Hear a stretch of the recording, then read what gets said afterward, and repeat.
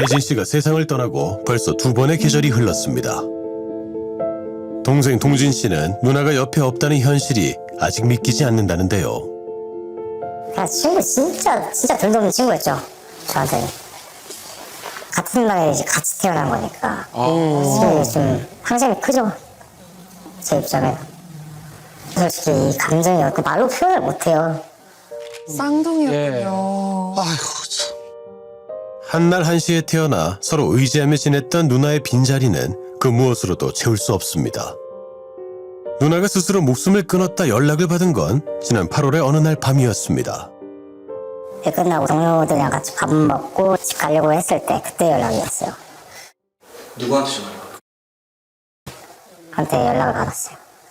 나 위급하다. 생년월일 좀 알려달라.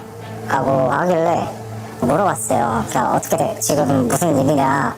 네, 모르겠어요. 라고 이제 얘기를 해서 제가 인터넷에 들어가려고 앞에 가니까 이제 제 무릎 꿇고 형 죄송해요. 죄송해요? 라고 하길래 의료 기록에 고스란히 남아있는 그날의 상황.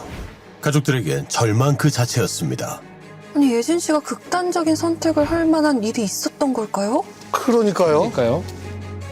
누구보다 밝고 긍정적인 기운을 가진 예진 씨였기에 가족들은 이 상황을 더욱 이해할 수 없었답니다. 힘들어도 제가 더 힘들었지 걔가 힘들어하진 않았어요. 걔랑 저랑 술을 자주 먹었거든요. 집에서도 자주 먹고 이제 밖에서 힘들다 그러는 술 먹을 사람 없으면 이제 서로 불러갖고 먹었어요. 근데 그러면서 얘기 자주 하는데 그런 적 한 번도 없었어요.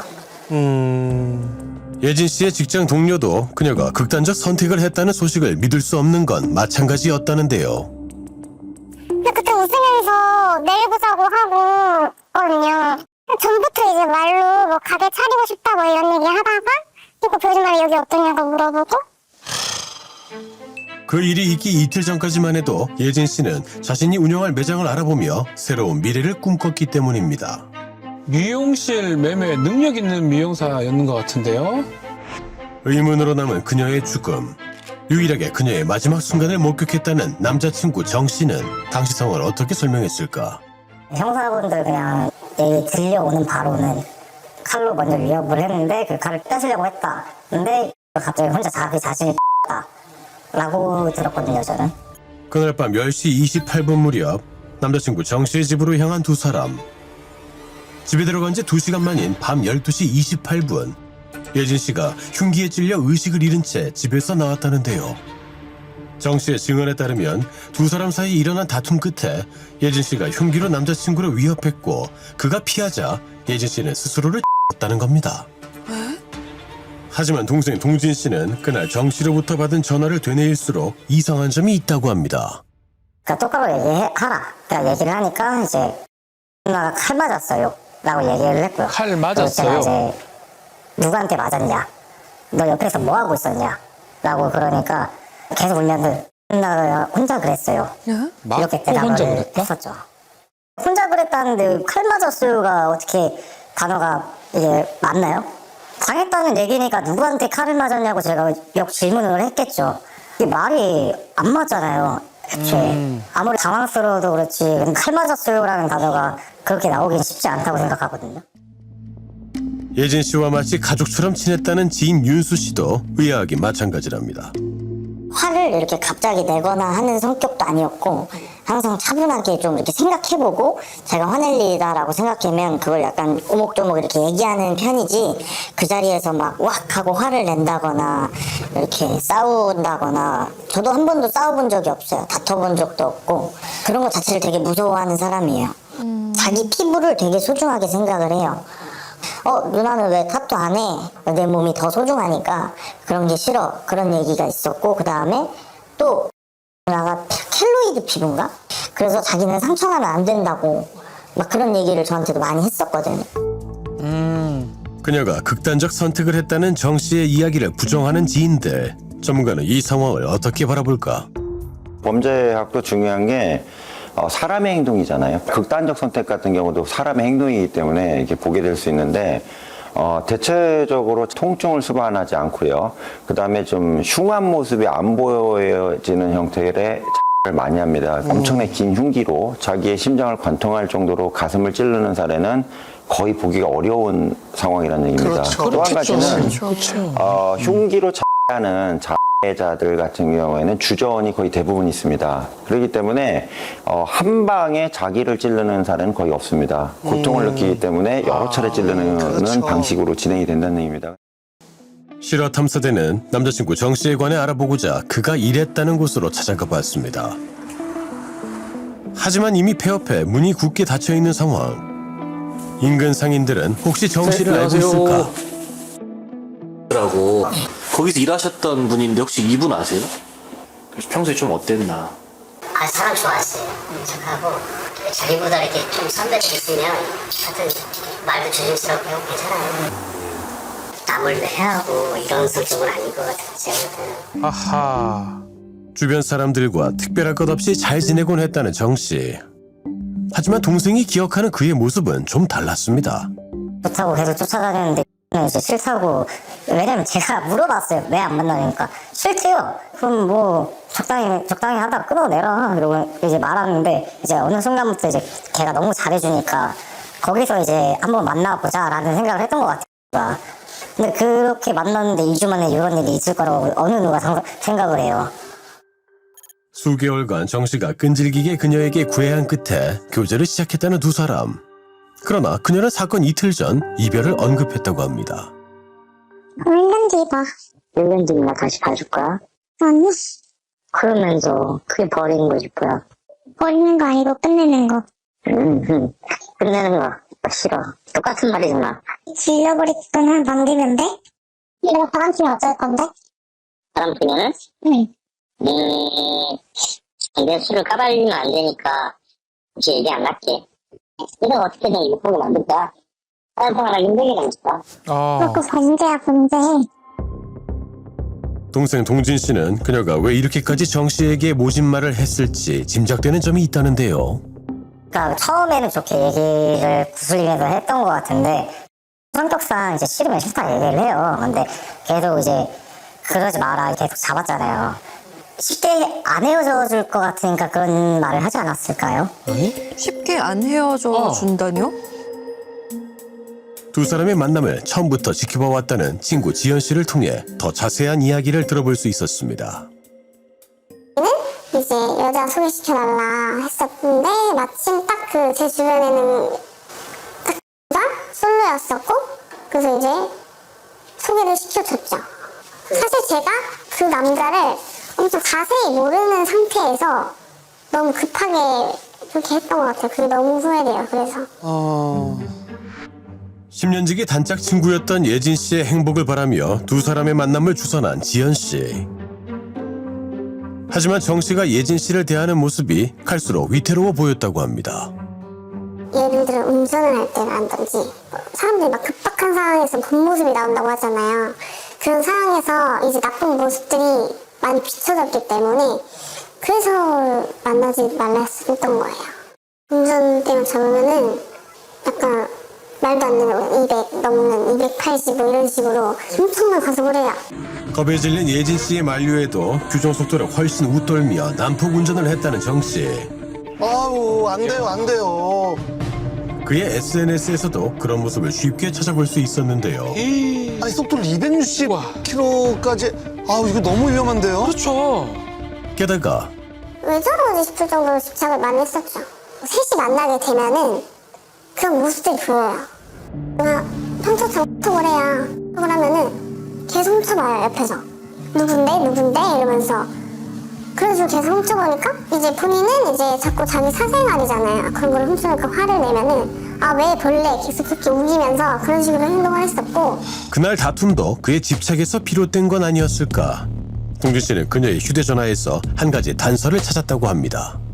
핸드폰을 제가 따왔어요. 연락처를 그때 다 따와가지고 최근에 이제 연락했던 사람들 혹시 전화를 했나 다 전화를 돌려봤거든요. 근데 이제 그 마지막 통화가 그 남자이라는 친구더라고요.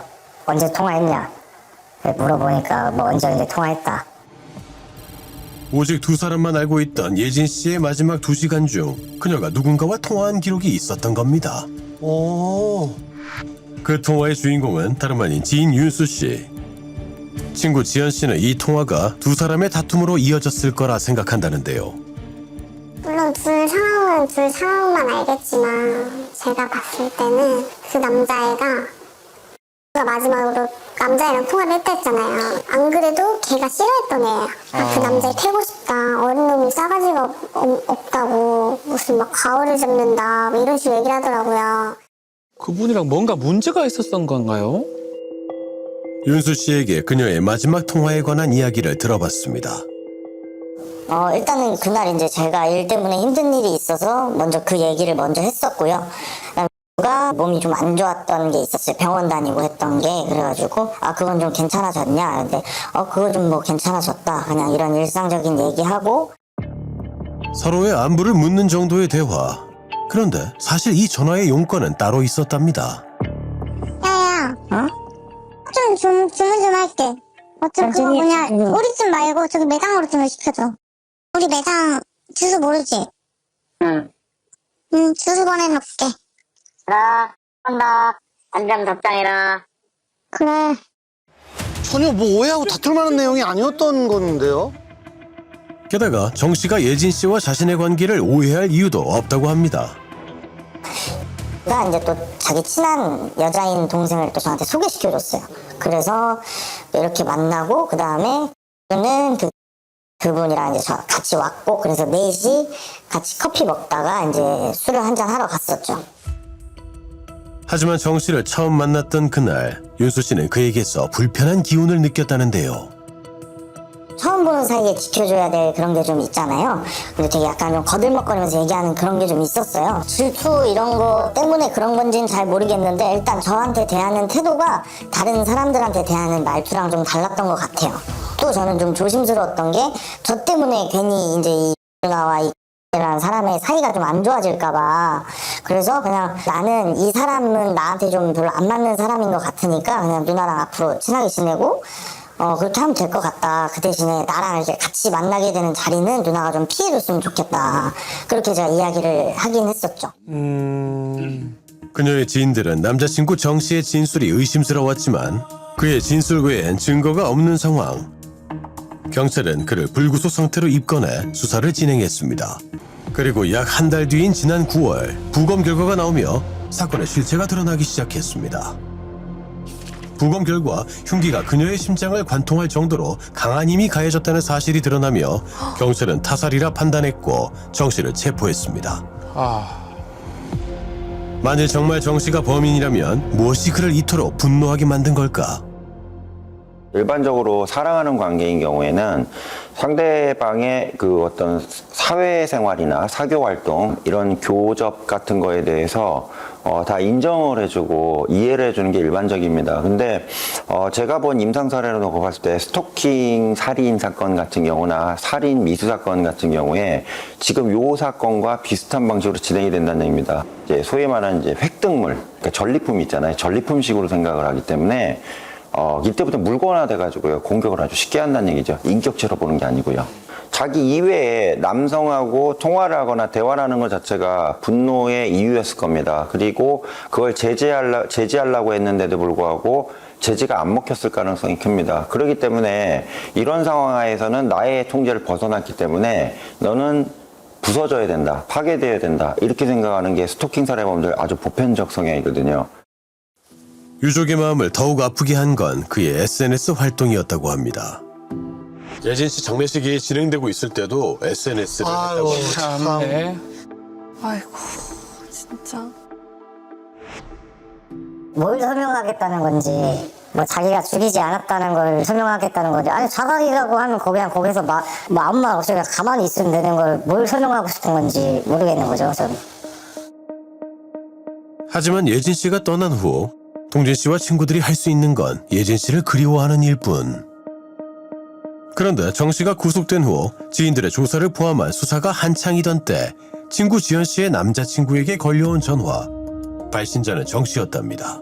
얘 분명 구치소 있는데 전화를 어떻게 하지? 했는데 알고 보니까 얘네 아빠였던 거예요.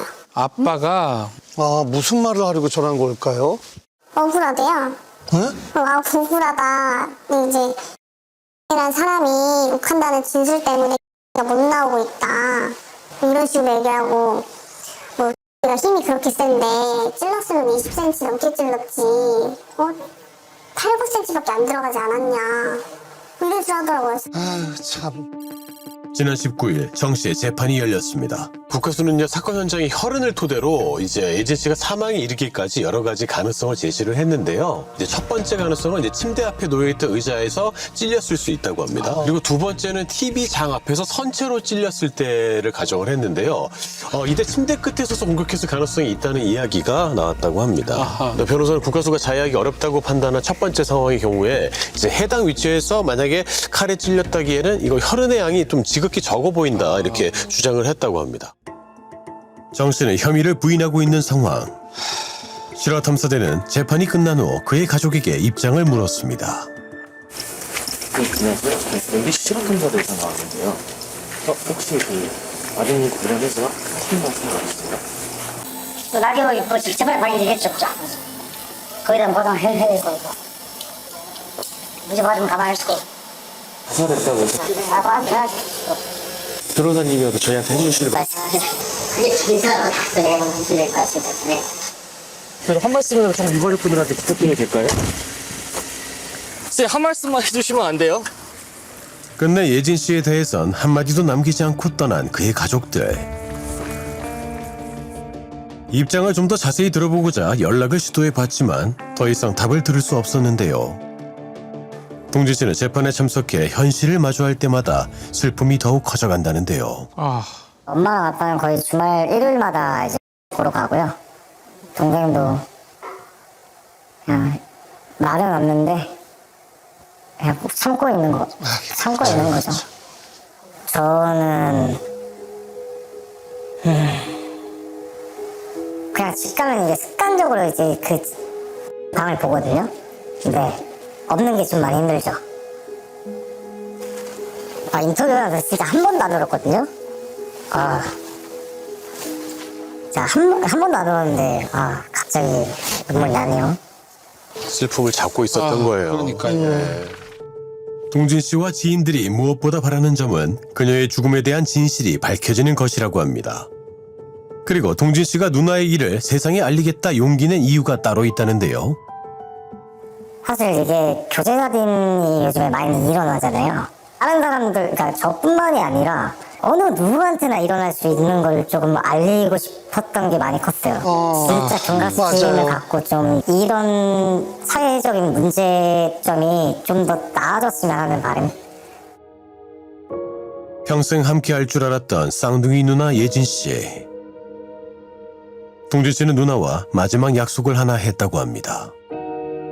제가 무너지면 안 되니까 지금처럼 그대로 제 자리에서 할 수 있는 건 최대한 뭐든지 할 생각입니다.